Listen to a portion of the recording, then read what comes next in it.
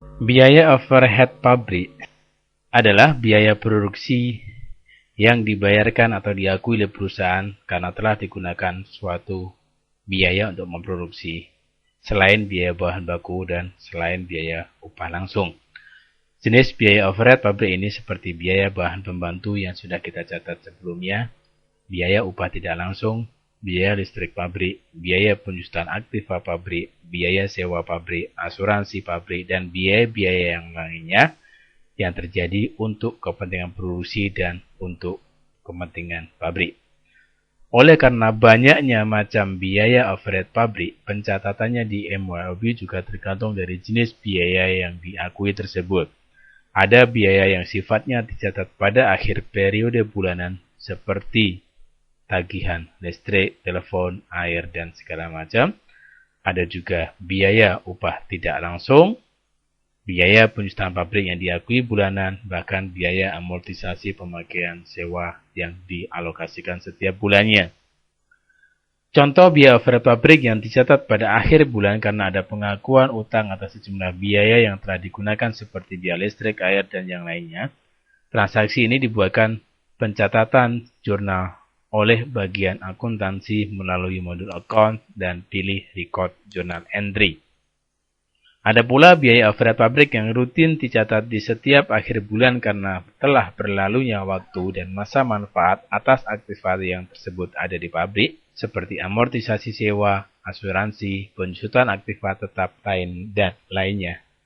Selain biaya yang terjadi di akhir bulan, biaya tersebut juga bisa terjadi di pertengahan periode bulan. Jadi, pencatatan dan pengalokasian biaya overhead pabrik disesuaikan dengan tanggal transaksi pengakuan biaya-biaya tersebut. Sebagai contoh, kita mencatat biaya pencatatan listrik dan air yang dipakai untuk bulan Januari 2010.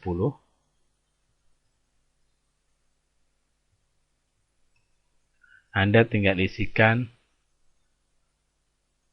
tekan enter tadi ya, akunnya yaitu 52309. Biaya listrik dan air sekan 1.200.000. Kita kasih keterangan di bagian allocation memo.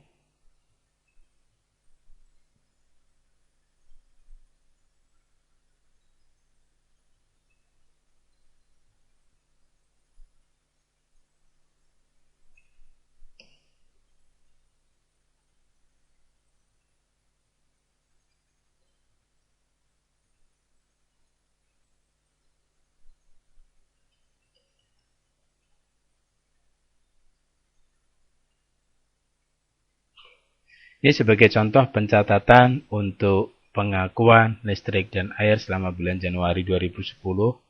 Setelah selesai, kita klik record jurnalnya.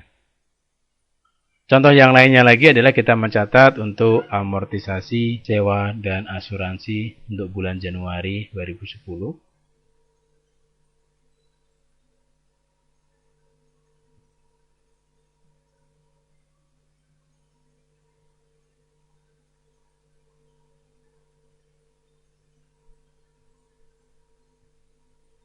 Selesai membuat jurnal, kita klik record. Kita juga bisa membuat lagi satu transaksi yang berhubungan dengan penyusutan.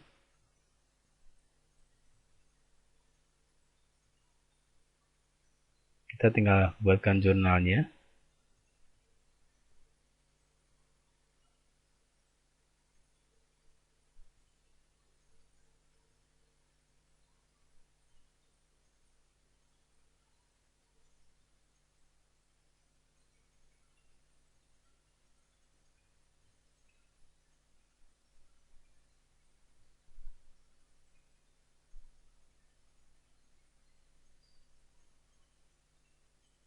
Inilah jurnal yang berhubungan dengan penyusutan tersebut.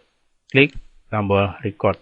Untuk mengetahui jurnal-jurnal sudah pernah dilakukan, klik di bagian account, lalu pilih transaction journal, dan akan dimunculkan semua jurnal yang berhubungan dengan record journal entry, disbursement pembayaran, receive penerimaan, sales penjualan, purchase pembelian, dan inventory persediaan.